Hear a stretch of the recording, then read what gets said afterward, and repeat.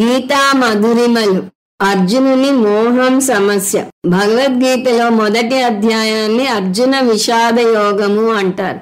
మొదటి అధ్యాయం 2 అంశాలను పరిచయం చేస్తుంది. అది గురు శిష్యులను పరిచయం చేస్తుంది. రెండవది సంసారాన్ని రాగం శోకం మోహంగా అభివర్ణిస్తుంది. ఇక్కడ మనం ఇప్పుడు రాగం శోకం మోహంలో అర్జునుని యొక్క మోహం స్థితిని చూస్తాం. అర్జునుని మోహం సమస్య శ్లోకాలు 36 నుంచి 47 వరకు మొదటి అధ్యాయంలో చూస్తాం. మనం ఇప్పుడు 36వ శ్లోకాన్ని మాత్రం చూద్దాం. నిహత్య ధార్తరాష్ట్రాన్నః కా ప్రీతి స్యాత్ జనార్దన పాపమేవాశ్రయేదస్మాన్ హత్వైతానాతతాయినః.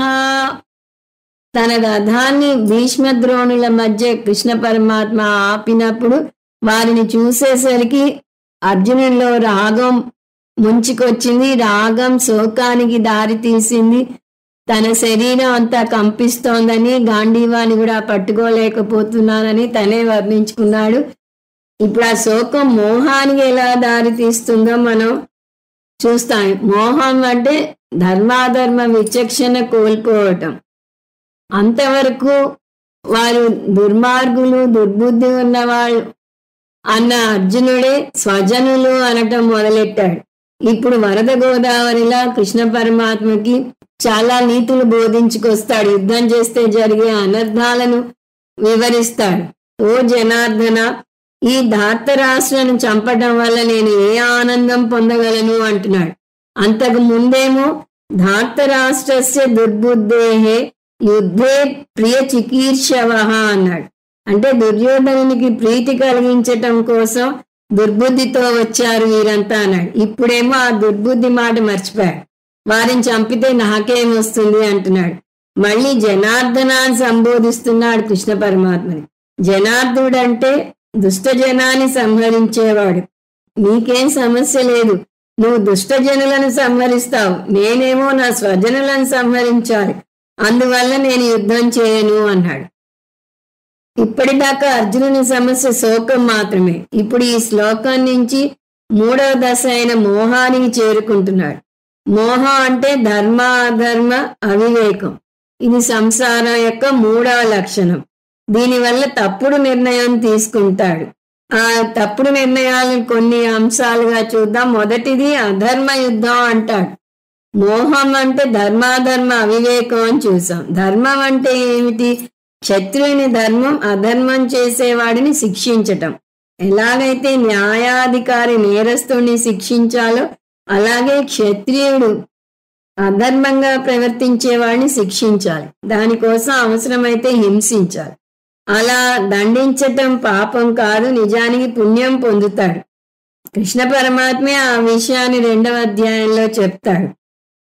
ఓ అర్జున, ఈ యుద్ధం అదృష్టవంతులైన క్షత్రియులకే లభిస్తుంది. ఈ యుద్ధం స్వర్గధామం లాంటిది. ఇది పుణ్యకర్మ. అంతేకాదు, నువ్వు యుద్ధరంగం నుంచి పారిపోతే నీకు పాపాన్ని కలగజేస్తుంది. యుద్ధం పుణ్యం, యుద్ధం నుంచి పలాయనం చిత్తగించడం పాపం అని కృష్ణ పరమాత్మ తర్వాత చెప్పబోతున్నాడు. కానీ ఇప్పుడు అర్జునుడు వినే పరిస్థితిలో లేడు. అందువల్ల కృష్ణ పరమాత్మ కూడా ఇక్కడ నోరు విప్పడు. అర్జునుడు విచక్షణ బుద్ధిని కోల్పోయాడు. అందువల్ల ధర్మం అధర్మంగా కనిపిస్తోంది. అంటే యుద్ధాన్ని పాపంగాను, యుద్ధం నుంచి పలాయనం చిత్తగించడాన్ని పుణ్యంగాను భావిస్తున్నాడు. పుణ్యే పాప దృష్టి, పాపే పుణ్య దృష్టి, అతస్మిన్ తద్బుద్ధి ఏవ మోహ. అంటే ఈ పుణ్యపాప విచక్షణను కోల్పోయే మోహ బుద్ధిని వ్యాసాచార్యుల వారు అద్భుతంగా వర్ణిస్తున్నారు. 2వ లక్షణం ప్రత్యవాయ పాపం. పాపం ఏవ ఆశ్రయేత్ అస్మాన్. ఓ కృష్ణ, వీడిని చంపటం వల్ల మనం పాపం మూటగట్టుకుంటున్నాం అంటున్నాడు. ఎవరిని చంపటం వల్ల? హత్వా ఏతాన్ ఆతతాయినః. ఈ ఆతతాయిలను చంపటం వల్ల. ఇంకొక ఆసక్తికరమైన విషయం, అర్జునుడే ఈ కౌరవులను ఆతతాయిలు అంటున్నాడు. ఈ పదం ధర్మశాస్త్రంలో వచ్చే సాంకేతిక పదం. పాపాల పట్టిక వాటి తీవ్ర స్థాయిలో వస్తుంది. మద్యం సేవించటం, ధూమ్రపానం, చెడు సావాసం, హత్య చేయటం, హత్య చేయించటం లాంటి అనేక పాపాలను పేర్కొంటుంది ధర్మశాస్త్రం. అవి కాక 6 నేరాలను చేసిన వారిని ఆతతాయిలు అంటుంది. అవి ఇంకొకరింటిని కాల్చివేయటం, ఒక వ్యక్తికి విషాన్ని ఇవ్వటం, ఆత్మరక్షణకు తన చేతిలో శస్త్రం లేని వ్యక్తిని చంపటం, ఇంకొకరి సొమ్ముని దొంగలించటం, ఇంకొక వ్యక్తి స్థలాన్ని కానీ భార్యను కానీ అపహరించటం. అటువంటి ఆతతాయిలకు శిక్ష ఉరి శిక్షే. దుర్యోధనాదులు ఆతతాయిల కిందికి వస్తారని అతనికి కూడా తెలుసు. కానీ ఇప్పుడు అర్జునుడు ఏమంటున్నాడు? ఈ ఆతతాయిలను నేను చంపితే నేను ప్రత్యవాయ పాపం పొందుతాను అంటున్నాడు. వాళ్ళ ఆతతాయిలని తెలుసు, వాళ్ళని చంపాలని తెలుసు, అయినా ఈ మాట అంటున్నాడు అంటేనే అతని బుద్ధిని మోహం ఎలా కప్పివేసిందో మనకు అర్థమవుతుంది. అలా బుద్ధిని మోహం కప్పివేసినప్పుడు ప్రపంచమంతా అయోమయంలో పడింది, మనం మాత్రమే సరిగా స్పష్టంగా ఆలోచించగలుగుతున్నాము అనుకుంటాం. ఇది మనసు చేసే గారడి. మనసు మోహంలో పడ్డప్పుడు అది ఎంత శక్తిని పుంజుకుంటుందంటే అది బుద్ధిని కూడా కప్పివేస్తుంది. అలాంటి పరిస్థితిలో బుద్ధి మనసుతో పోరాడి గెలవలేక బుద్ధిగా మనసుకు లొంగిపోతుంది. 3వ అంశం కులక్షయం. ఆ విధంగా అర్జునుని బుద్ధి అతని మనసు చెప్పు చేతల్లోకి వెళ్ళిపోయింది. అందువల్ల యుద్ధం వల్ల జరిగే హాని గురించి మాట్లాడుతున్నాడు అతను. అతను చెప్పే హాని సత్యమే, కానీ అది అనువైన సమయము కాదు, అనువైన ప్రదేశము కాదు. పైగా అది బుద్ధి ఉపయోగించి చెప్తున్న మాటలు అంతకన్నా కావు.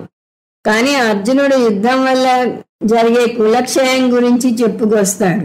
దీన్ని బట్టి బంధకత్వం, దానివల్ల కలిగిన దుఃఖం, దానివల్ల బుద్ధి నాశనం ఎవరినైనా సంసారంలో పడవేస్తుంది అని అర్థమవుతుంది. రాగం ప్లస్ శోకం ప్లస్ మోహం = సంసారం. ఇప్పుడు అర్జునుడు ఆ సంసారంలో పడ్డాడు. ఆ మోహం ఎంత దాకా పోయిందంటే, అయ్యో స్వజనులను చంపుకోవడానికి వచ్చామే అంటున్నాడు. ఎప్పుడైతే అతను స్వజనులు అంటున్నాడో అప్పుడే అతను ధర్మాధర్మ వివేకాన్ని కోల్పోతున్నాడు అని అర్థమవుతుంది. పైగా అదృష్టం బాగుండి ఘోరం జరగక ముందే మేలుకున్నామని మురిసిపోతున్నాడు. ఎందుకంటే ఇంకా సమయం మించిపోలేదు, ఇప్పటికన్నా యుద్ధం నుంచి తను విరమించుకోవచ్చు అనే ఉద్దేశంలో ఉన్నాడు. అందువల్ల ఈ దుఃఖాన్ని నేను కలగజేయదలుచుకోలేదు, అంటే నేను యుద్ధం చేయబోవటం లేదు అంటాడు అర్జునుడు. పైగా కౌరవులు మమ్మల్ని సంహరించటానికి నిశ్చయించుకున్నా కూడా నేను తిరిగి యుద్ధం చేయను, శస్త్రాలు లేకుండా నిలబడతాను, అది నాకు క్షేమతరమే అవుతుంది, నా జీవితాన్ని ధర్మం కోసం త్యాగం చేసినట్టుగా భావిస్తాను అని చాలా ఆవేశంగా మాట్లాడి చాలా అలసిపోయి రథంలో చతికిలబడతాడు. మహాసంసారికి మారు పేరుగా ఉన్న అర్జునుడిని పూర్తిగా వర్ణిస్తున్నాడు సంజయుడు ఆఖరి శ్లోకంలో. అర్జునుని మనసు పూర్తిగా శోకంలో మునిగిపోయి ఉంది. ధనుర్బాణాలను త్యజించాడు, ధర్మాధర్మ వివేకాన్ని కోల్పోయాడు. ఈ విధంగా అర్జునుడు కృష్ణుడితో పలికాక రథోపస్థ ఉపావిశత్, రథంలో వెనక భాగాన చతికిలబడ్డాడు. ఈ విధంగా అర్జునుని సంసార సమస్యను ఈ శ్లోకాల్లో చూస్తాం.